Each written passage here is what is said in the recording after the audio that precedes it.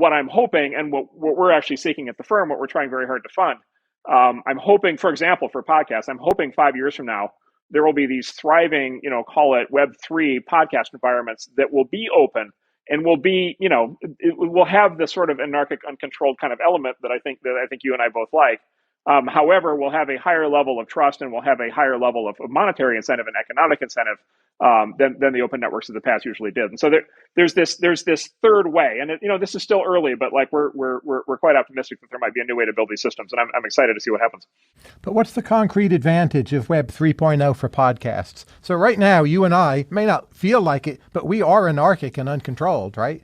Like we can say something, some external force isn't going to censor us. Why is this a better podcast if it's done through Web 3.0? Why can't we just put it out there?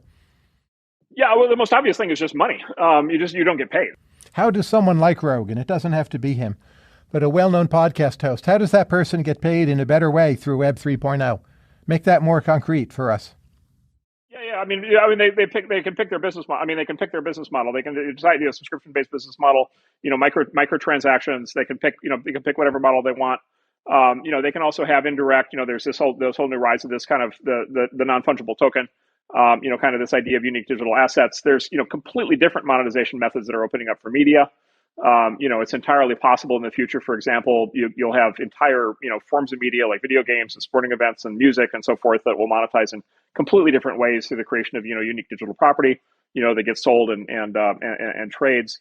And so it's injecting economics. It's injecting at a very fundamental level kind of internet native money, internet native economics and incentives into a system that simply hasn't had that. And of course, this isn't to say that everything needs to cost money. This isn't to say that lots of people won't choose to have things be free.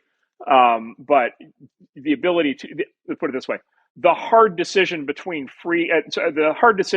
let's say total independence and no money, and then having a traditional contractual relationship with one company like that shouldn't be the trade-off. There should be lots of room in the middle for experimentation, and that's the zone we're heading into now. But is the key difference easier micropayments? Is the key difference sort of being able to sell collectibles more readily, say with the NFT model, rather than signed T-shirts?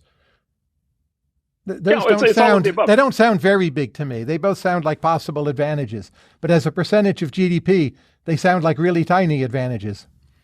Well, it depends on the percentage of GDP. It's a percentage of GDP, like everything is tiny compared to like healthcare. The media industry is quite small, right? Like if you look at slice of percentage of GDP, like it actually turns out it's actually really interesting. Like video games, it turns out is actually quite large, but like television, print, newspapers, have always been a tiny slice of GDP. Like magazines have always been a tiny slice. Book publishing has always been a tiny slice. But they're tiny slices that really matter. So I don't really look at it. I don't really look at it top down.